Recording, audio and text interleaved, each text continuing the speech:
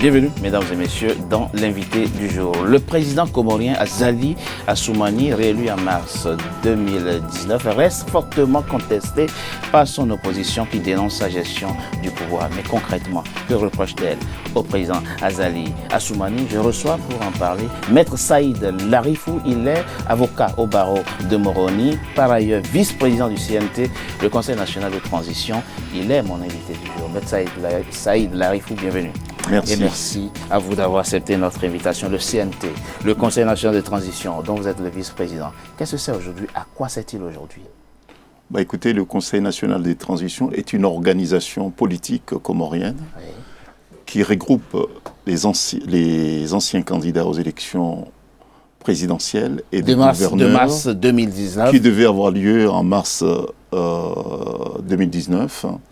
Et puis il y a aussi les partis politiques, les organisations politiques et les personnalités politiques qui sont venus se joindre au CNT pour deux objectifs. Premier objectif, contester et condamner le hold-up électoral commis par Azali Assoumani le 24 mars 2019. Et puis d'autre part, assurer aux Comores une transition apaisée et démocratique afin d'organiser les élections de 2021 au profit de l'île d'Anjouan. Le CNT a été créé en avril 2019 dans la foulée de la présidentielle. Vous dites que la présidentielle devrait avoir lieu en mars 2019. Elle n'a pas eu lieu selon vous? Non, puisque pour parler des élections, selon les principes qui sont unanimement admis partout dans le monde, pour qu'il y ait des élections, il faut qu'il y ait transparence. Il faut que ces élections se passent dans des conditions prévues par les conventions internationales qui sont souscrites par les Comores. Azali, et ce n'est pas la première fois, est au pouvoir par la force. Vous voyez? Donc l'accession d'Azali au pouvoir ne répond pas aux normes démocratiques et c'est pour cette raison qu'on parle d'un régime non démocratique. Mais Maître Saïd Larifou, le contentieux électoral, il ne sera jamais vidé? Non, le contentieux électoral n'est pas du tout vidé dans la mesure où non seulement son accession au pouvoir est antidémocratique, ne répond pas aux normes démocratiques, mais l'exercice du pouvoir par Azali Assoumani viole des principes de droits de l'homme fondamentaux. Alors c'est vrai que vous dénoncez régulièrement une dérive autoritaire du président Azali Assoumani. Concrètement, de quoi s'agit-il? Vous parlez de viol de principes élémentaux. De quels principes s'agit-il? Quels sont les droits aujourd'hui qui sont violés avec conscience dans votre pays des Comores? Bon, il est facile, effectivement, d'accuser l'opposition de mauvaise foi. C'est toujours l'argument de ceux d'en face. Oui.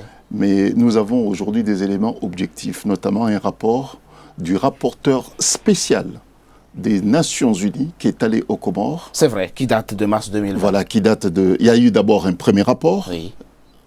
Voilà. Et puis il y a un deuxième rapport qui est le rapport définitif qui a été établi en mars 2020. Ce rapport est clair et sans contestation possible. Il dit ceci. Oui. D'une, il y a des prisonniers politiques, premièrement. Et deuxièmement, le rapporteur indique avoir eu des entretiens avec des prisonniers politiques dans les prisons de Comores oui. et que ceux-ci lui ont fait part de tortures et de persécutions. Ça, c'est le premier point. Et deuxièmement, on parle de torture qui cible une catégorie d'individus. Vous voyez? On parle de persécution également qui cible une catégorie d'individus et principalement des Comoriens originaires de l'île d'Anjouan. Vous voyez? On parle aussi, et ça c'est dans le rapport parle aussi de meurtres, effectivement, commis par des militaires. Et à partir de là, et comme on parle aussi... Et ça vous apporte de l'eau au moulin, ce rapport? Non, écoutez, c'est un rapport qui vient confirmer une dénonciation qui ne date pas de mars 2020, vous voyez? Mais c'est un rapport qui vient confirmer des dénonciations qui ont été faites à la fois par des organisations de la société civile comorienne et puis par des personnalités comoriennes aussi, personnalités politiques comoriennes, qui sont elles-mêmes aussi victimes de ces faits, qui ont eu à le dénoncer. Moi-même personnellement, je ne vais pas personnaliser le débat, mais moi-même personnellement, si je suis ici en France, c'est parce que non seulement j'ai été persécuté, non seulement je suis victime de persécutions, mais je suis victime aussi de violences commises aussi par les militaires comoriens. Pour que ceux qui nous suivent et qui ne sont pas comoriens comprennent. Vous évoquez là deux éléments importants. Il y a dans les prisons comoriennes, dites-vous, en tout cas dit le rapport, des cas de torture. Oui. Et vous dites, ces cas de torture concernent spécifiquement des ressortissants de l'île d'Anjouan. Pourquoi les Anjouanais? Bon, puisqu'il y a un enjeu politique. Lequel?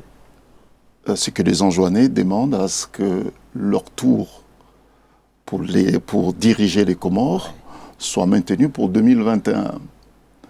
Vous voyez? Mais vous avez supprimé la tournante. Le peuple comorien a supprimé la tournante au référendum dernier. Oui, il y a eu effectivement un référendum qui a été contesté par certains et qui a été soutenu par d'autres en 2018 notamment. Oui. Et cette constitution, dans ses dispositions transitoires, indique sans contestation possible qu'au plus tard, dans un délai de 12 mois, devait avoir lieu des élections anticipées, présidentielles et des gouverneurs. Ces élections n'ont pas eu lieu. Il y a eu un hold-up. Et ipso facto, la constitution devient caduque.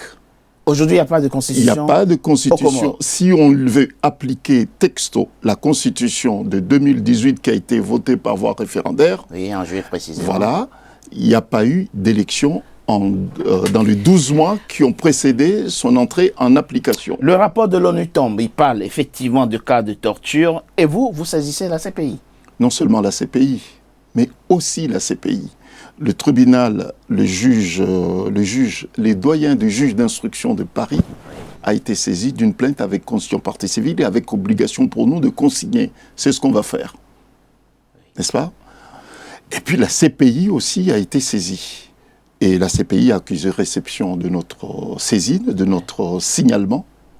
Et c'est Madame le procureur de la République qui a été saisie d'un signalement pour fait de torture et persécution, et nous avons produit le rapport du rapporteur spécial des Nations Unies sur la base justement de cette saisine de Madame la procureure de la République, la procureure devant le CPI. Maître Saïd Larifou, on le sait, l'Union africaine a toujours souhaité qu'il y ait dans votre pays, les Comores, un dialogue politique où tous les Comoriens puissent s'asseoir et construire ensemble les Comores. Vous y croyez encore? Ben, bien sûr, puisqu'il y a un élan populaire, il y a un élan citoyen des Comoriens qui ne sont pas du tout impliqués de la gestion ou bien des gestions passées, oui, qui veulent que les Comores tournent la page et que le Comores s'inscrit dans une dynamique tout à fait nouvelle. Vous voyez, c'est la première fois. Vous restez ouvert au dialogue politique?